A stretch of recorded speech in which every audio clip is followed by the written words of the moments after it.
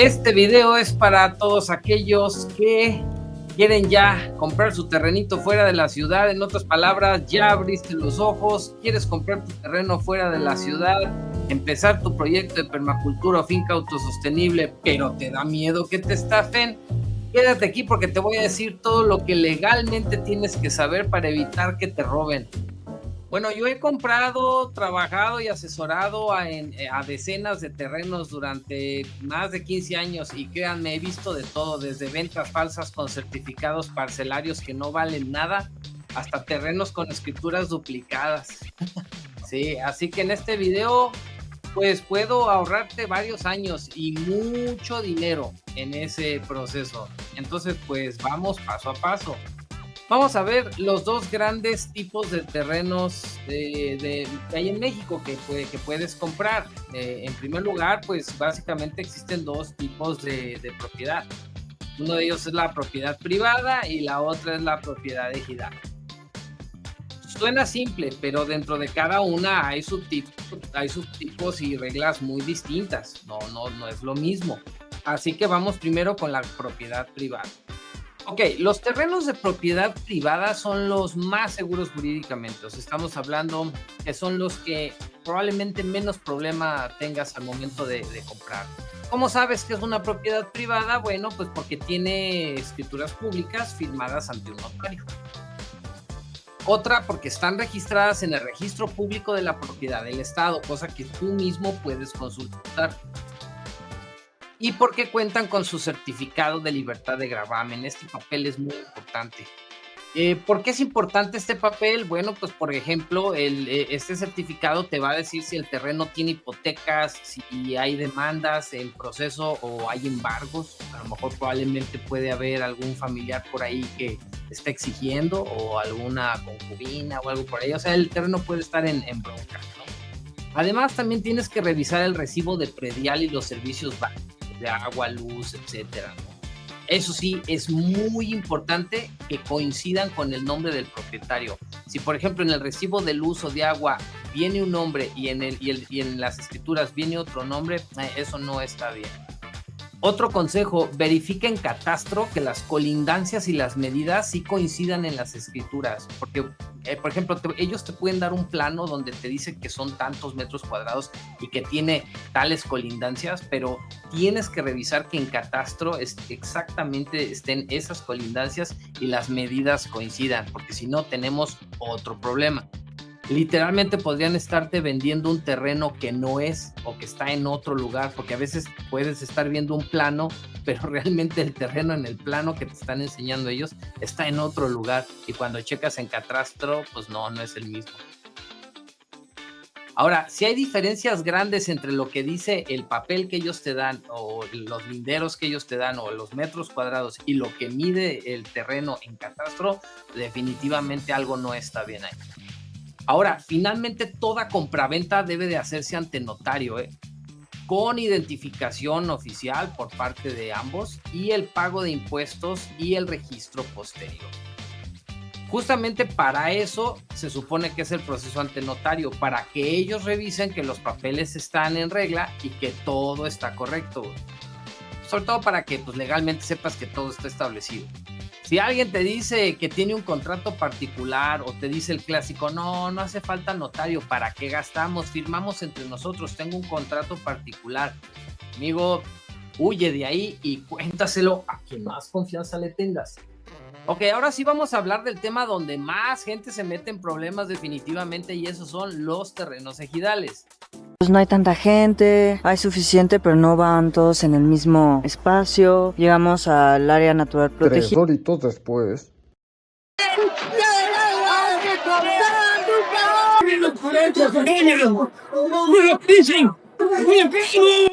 Sí, pinches guachicas, pinches güeros drogadictos. ¡Están engañados! ¡Venimos a subir a la Malinche! ¡Cabrón! ¡Quería robarnos! ¡Hijo de... Sí, bueno, eso es justamente lo que no queremos que te pase, amiguito. Ahora bien, los terrenos ejidales pertenecen al núcleo agrario, o sea, es un grupo de personas o habitantes de un lugar, no es una sola persona. O sea, en pocas palabras, un terreno ejidal siempre pertenece al ejido y el ejido está conformado por un grupo de personas, no es un solo ejidatario. En otras palabras, el dueño legal del terreno no es quien te lo está vendiendo, sino del ejido en conjunto. Dentro del ejido hay tres tipos de personas o figuras. Por un lado están los ejidatarios, quienes tienen derechos reconocidos en el Registro Agrario Nacional o el RAN. Por otro lado están los posesionarios, quienes ocupan la parcela pero no tienen los derechos. Diferente. También están los avecindados, que son quienes viven en el ejido pero no tienen ni derechos ni parcela, solo pertenecen al ejido. Sin embargo, es importante saber que en la mayoría de los ejidos, para poder comprar tierra ejidal, es necesario ser avecindado, o sea, que ya el ejido te reconozca como uno de sus vecinos. Y para hacerlo, para poder ser avecindado, tienes que acudir a una asamblea y pues los de la asamblea tienen que estar de acuerdo, incluso haber, pues que tuviste incluso que haber vivido en el ejido durante un tiempo, etcétera. En otras palabras, que la comunidad te acepte y te reconozca como parte de la comunidad. Claro, van a haber muchos que te van a decir, no es necesario, paga una lana y nosotros aquí todos firmamos para que te acepten, pero puede haber algunos que no estén de acuerdo, a los que no les avisaron o no les pasaron el moche. Y aunque en muchas ocasiones, como te comento, des ese dinero para que te acepten, pues nada más te vas a buscar problemas a la larga. Cuando hay gente en un ejido que no te quiere, te pueden hacer la vida imposible, amigo. Y aunque hayas pagado lo que hayas pagado, así hayas ido a las fiestas patronales, ya te hayas echado una caguama con ellos, ya fuiste a un bautizo, hasta 3 bodas, créeme, aún así, si alguien no te quiere ahí, te puede hacer la vida imposible. El problema es que muchos posesionarios venden terrenos sin tener el derecho de hacerlo. Acuérdense que es muy diferente ser ejidatario a ser posesionario. Y muchos se hacen pasar por los ejidatarios siendo únicamente posesionarios. Entonces, pues básicamente te entregan documentos que parecen oficiales. O sea, viene el certificado parcelario, la constancia firmada por el comisariado. Pero ese papel, pues lo puede hacer cualquiera en su casa, ¿me explico? Solo los certificados parcelarios inscritos ante el Registro Agrario Nacional y convertidos a dominio pleno son los que se pueden vender. Que no te estafen, que no te digan otra cosa. Solo esos se pueden vender. Te lo vuelvo a repetir. Solo los certificados parcelarios registrados e inscritos en el Registro Agrario Nacional, convertidos a dominio pleno, se pueden vender. Así que si alguien te ofrece un certificado parcelario o una constancia del comisariado ejidal, mejor ni te metas. Lo más probable es que después te quiten después de tanto ahorro y tanto trabajo. O sea, literalmente puedes comprar un pedazo de tierra, construyes tu casa, tienes todo listo, ya incluso empieza a moverse el pequeño negocito de permacultura que pusiste ahí. ¿Y qué crees, mi amigo? Ya llegó el pueblo a reclamar lo suyo. Y vámonos para afuera. Entonces tienes que tener cuidado con eso. Entonces no importa que te digan cosas como, es que aquí se hace así, o no te preocupes, es de confianza, mi primo es el comisariado y todos los del rancho son mi familia. Hasta cuidado con eso. Ok, ahora voy a decirte cuáles son los fraudes más comunes que vas a encontrar al tratar de comprar terrenos. En México hay miles de historias de gente que compró el terreno de sus sueños y terminó sin terreno y sin dinero. Aquí te voy a contar los fraudes más comunes que he visto y cómo reconocerlos a tiempo. Bueno, en primer lugar tenemos el fraude del certificado parcelar.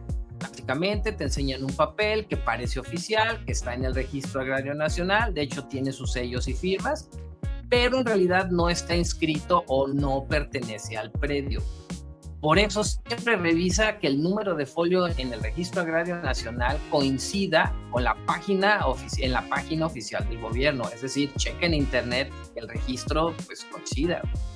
Si no aparece ese registro, pues es falso o está caducado. Ahora, el otro fraude muy común es la venta de terrenos agrarios que te dicen te vendo, te cedo mis derechos o te cedo mi parcela.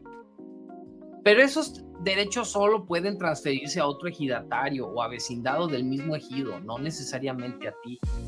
Entonces, en la práctica no estás comprando nada, solo estás ocupando un terreno de palabra. Y pues eso y nada, amigo, es lo mismo. Es como básicamente construir casa en el terreno de los suegros. La siguiente estafa es el terreno fantasma. Este es muy común, tengan mucho cuidado con esta modalidad. Básicamente te muestran un terreno, pero en realidad pues no pertenece a la persona que te lo está vendiendo. Sí, en México eso es muy común. Mucha gente se hace pasar por los dueños de terrenos y en realidad ni siquiera conocen al dueño. Puede ser de otra persona, puede ser del municipio, incluso ser terreno nacional, o sea, federal. Entonces, para evitar eso, siempre tienes que verificar que las colindancias del plano que te están dando sí aparezcan en el plano catastral o en este caso en el Registro Agrario Nacional. O sea, siempre tiene que haber un registro público nacional, o sea, siempre tiene que estar en el registro público eso que te están enseñando, no solamente en el papel de ellos, tienes que corroborar.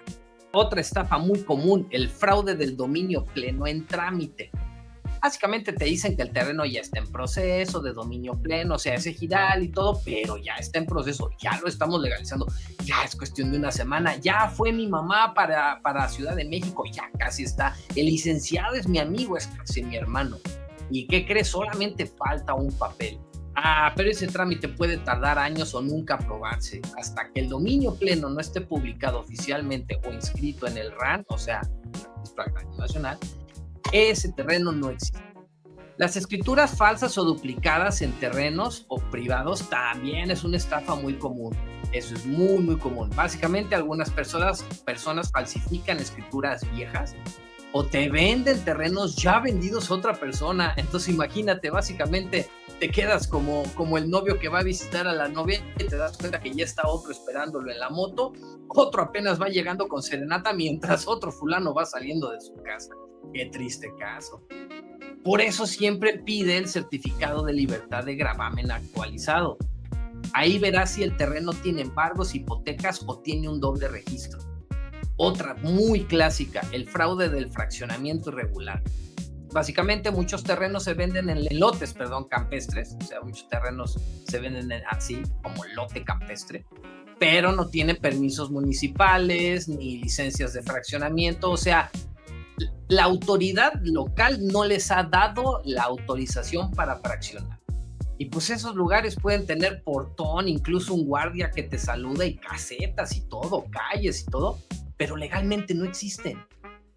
Si el fraccionamiento no tiene clave catastral individual ni licencia municipal, o sea, en pocas palabras, no cuenta con la autorización del ayuntamiento, pues ese terreno no va a ser tuyo aunque lo pagues.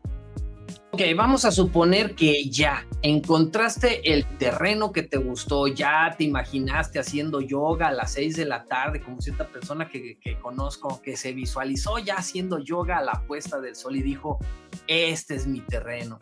Pero ¿qué crees? Resulta que ese terreno pues no es de nadie más que de alguien que probablemente incluso ya murió y hay como 40 parientes peleándose ese terreno. Así que, ¿cómo puedes hacer una compra segura?